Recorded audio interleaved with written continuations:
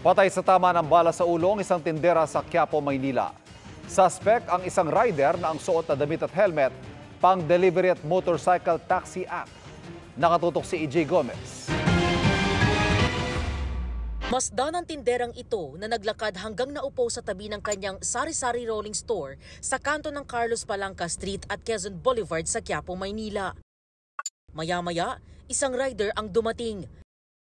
Natatakpan ng tarpaulin sa lugar ang kuhang ito ng CCTV, pero mapapansing ilang tao ang lumingon at biglang napatakbo.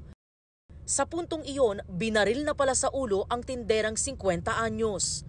Dead on the spot siya sa krimeng naganap pasado 2:00 ng hapon kahapon. Nakaiga na po yung sinanay. Tapos duguan na po siya. Wala na po siyang buhay po. Isang putok ng baril ang narinig daw ng ilang saksing vendor at tricycle driver.